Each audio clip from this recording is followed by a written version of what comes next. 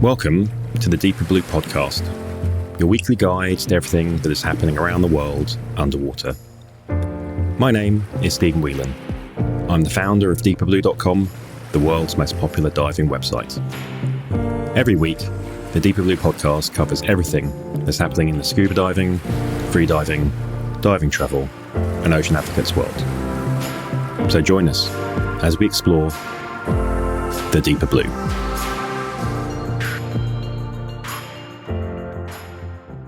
Hi everyone, welcome to episode 13 of the Deeper Blue podcast.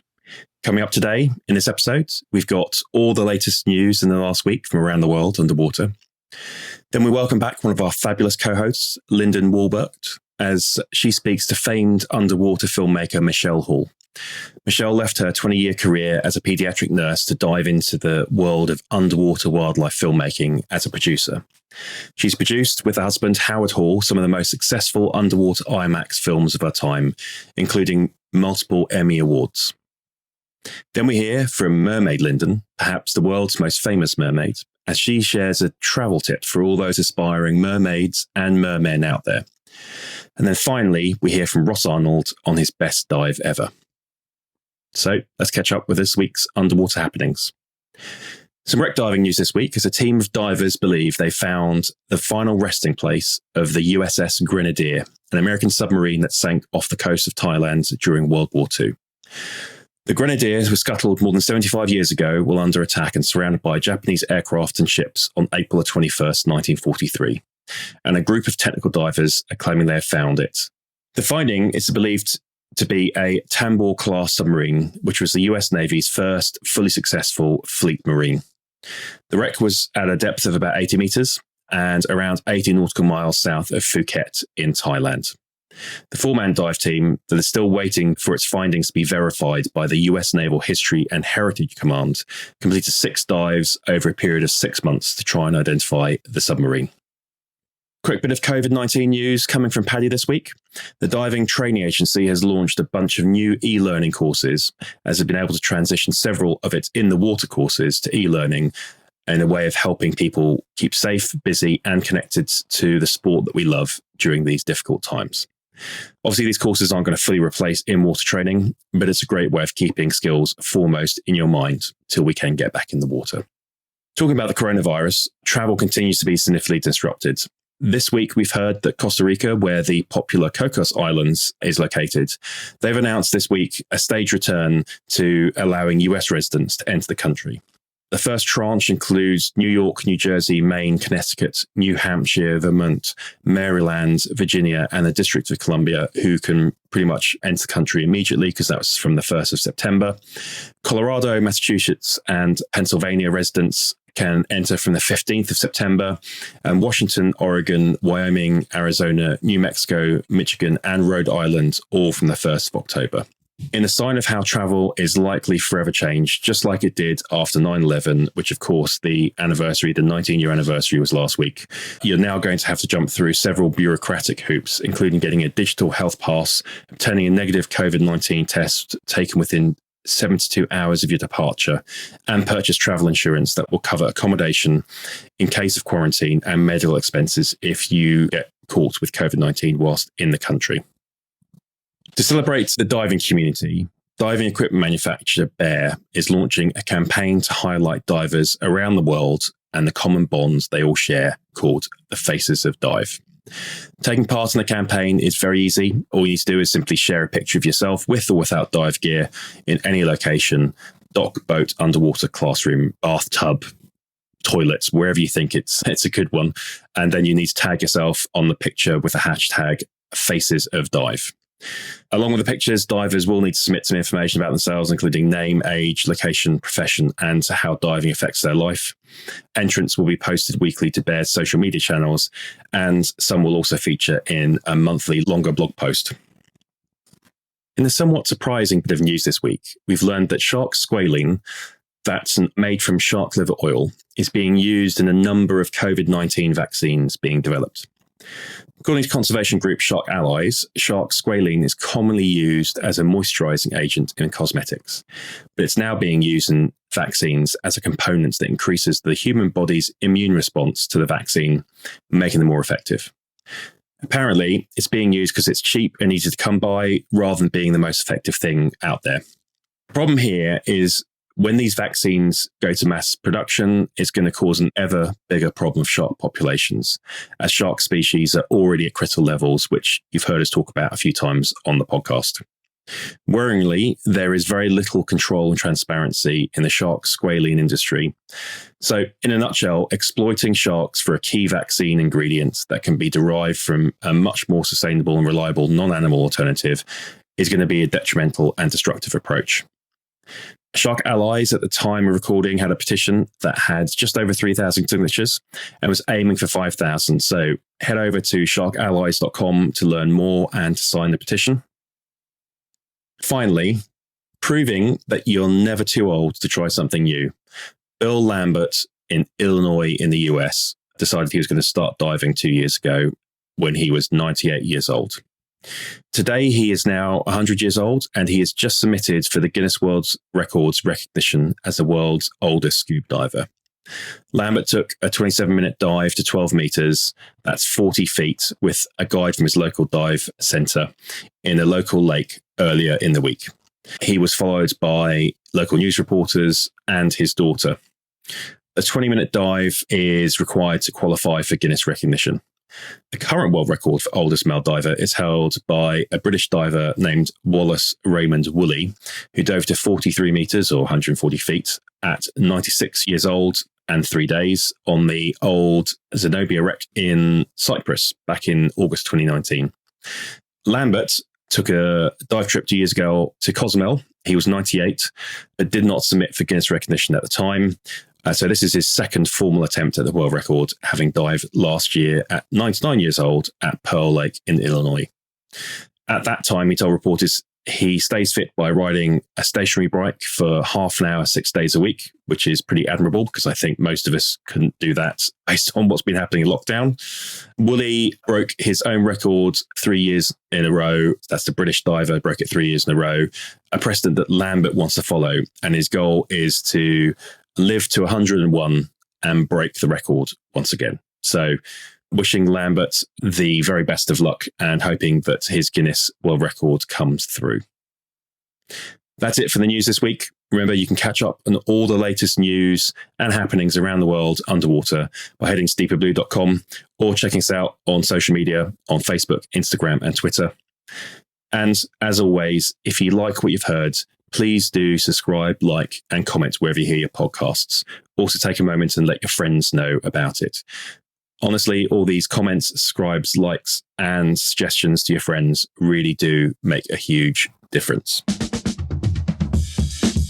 Hi, I'm Kirk Kroc of Performance Freediving International, and you're listening to the best 30 minutes about diving. The Deeper Blue Podcast. Hi, this is Jason Elias, producer of the Deeper Blue Podcast. Today, we welcome back one of our co-hosts, Linden Wolbert, as she speaks with famed underwater filmmaker Michele Hall. Now, normally here, I would give a bit of introduction, but honestly, there's no way I could match what Linden does to start the interview. I'm speaking today with Michele Hall, a woman who left her 20-year career as a pediatric nurse to dive into the world of underwater wildlife filmmaking as a producer. Michele has been scuba diving since 1975, is a member of the Women Divers Hall of Fame, and has produced some of the most successful underwater IMAX natural history films of our time. Between Michele and her husband Howard, over half a dozen Emmys have resulted from the vibrant underwater imagery that they have created together. Michele, it's an honor to have you here today.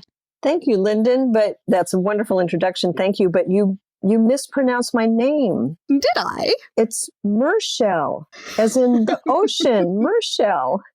Mershel, my mermaid sister from the sea. Well, I was given that name by my favorite mermaid, you. So we need to stick with that, please. Well, I suppose we can, if you insist. So, Michele, I'm curious to know, when you decided and made that choice to leave this incredibly fulfilling career as a pediatric nurse and move into the world of producing underwater wildlife films with your husband, what was it that catalyzed that change for you?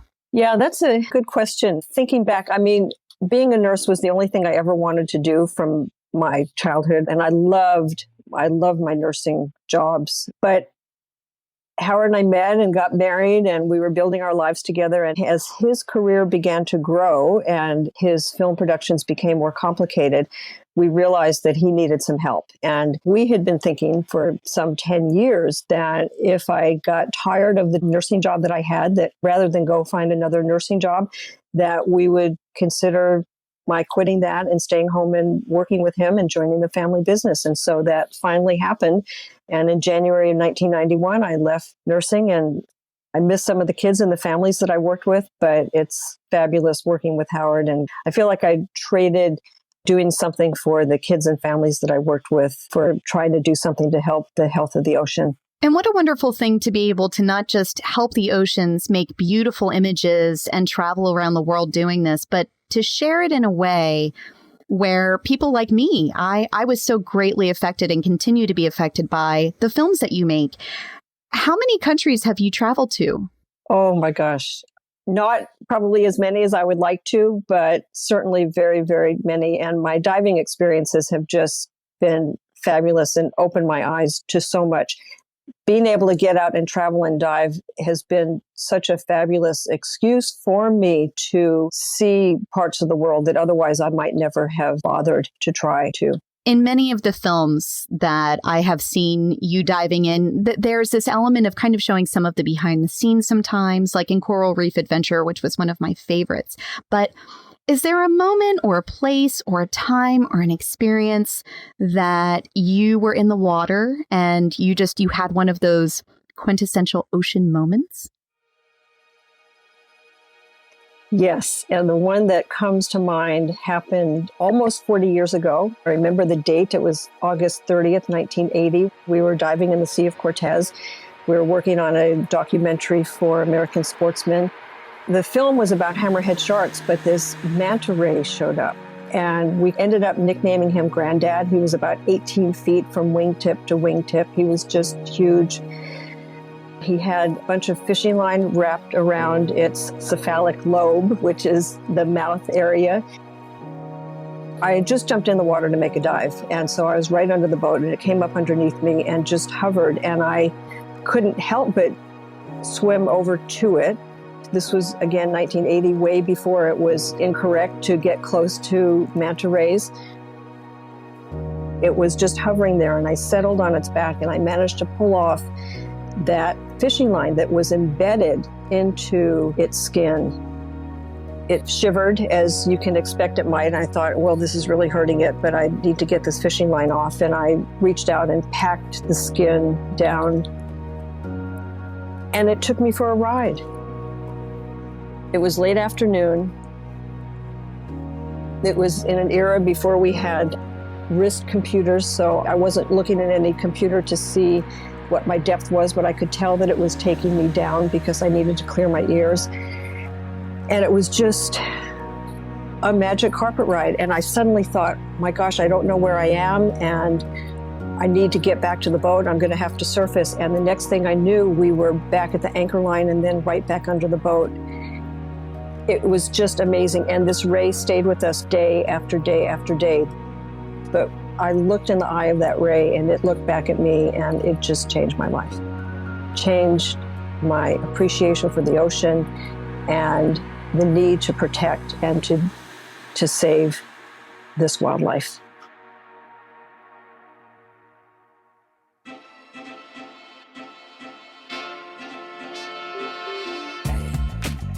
You are listening to the world's only weekly podcast for scuba diving, free diving, dive travel, and ocean advocacy. I'm Ken Stewart of Diving with a Purpose, and this is the Deeper Blue Podcast. Earlier in the episode, we heard an interview with Michele Hall that was done by one of our co-hosts here on the Deeper Blue podcast, Linden Wolbert. Now we switch gears and explore another side of Linden's personality, the one that most people know as Mermaid Linden. So today's top tip comes from Mermaid Linden, one of my favorite people and perhaps the world's most famous mermaid. Mermaid Linden, can you share what you think is an essential piece of advice with our listeners today? I'd be delighted to, Jason. My top tip for mermaids specifically, or aspiring mermaids, is that when you're traveling, which inevitably will happen with your tails, the TSA will often have a lot of questions when they open up your luggage.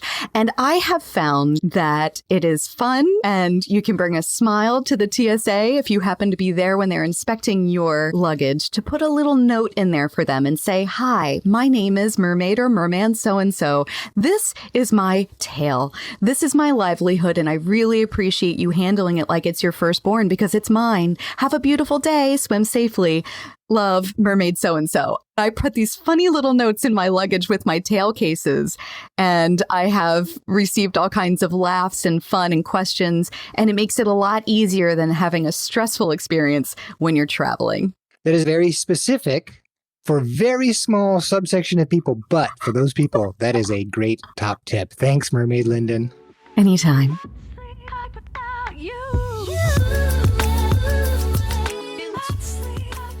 Finally, every episode, we share a story from you, the dive community, where we ask you to tell us about your best dive ever. Hi, my name's Ross Arnold. I'm based in the UK. One of my best dives was probably when I just started out and we took a team trip off to Egypt. One of the reasons that I like diving is because I love the history behind a lot of the shipwrecks. And for me, it's about the story behind what happened to that bit of metal that went down. And we got up very early one morning, took a 2-hour voyage out to the Thistlegorm. I must have had maybe 50 or 60 dives at most under my belt. Never dived anything really that big. And just descending down the shot line as this massive piece of history comes into view was just awe-inspiring. To see the flatbed trucks and the bikes and the locomotives, it was just something that was really special, and being able to be a part of that certainly is something that I would love to share with other people. For me, that is one of the most iconic dives that I've done to date. I've dived some other big shipwrecks as well, but certainly that one sticks out in my mind as being one of my favourite dives, and that is, as I say, the Thistlegorm in Egypt. We'd love to hear your story about diving. So at the end of the show, you'll find out all the info you need to submit your best dive ever.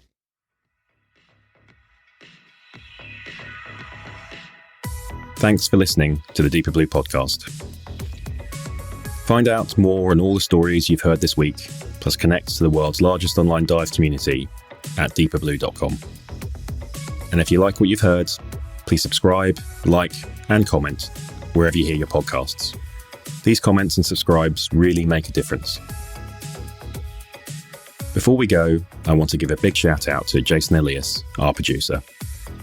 In case you didn't know, he has an amazing podcast about people who have a deep connection to our world's oceans. Connections strong enough that they've dedicated some part of their lives to being in or working on behalf of the water. Take a listen when you get a moment to Jason's show, The Big Deep Podcast. Every week, we want to hear your stories and share them with the world. So please record and send in your short story of your best dive ever. Keep it brief, no longer than 2 minutes, please. And in it, tell us your name and location, where you were on the dive, what happened that made it so great, and why it's meant so much to you. You can get that over to us at bestdiveever@DeeperBlue.com, or head to our website, podcast.DeeperBlue.com/bestdiveever. Join us again next week and explore much more of the Deeper Blue.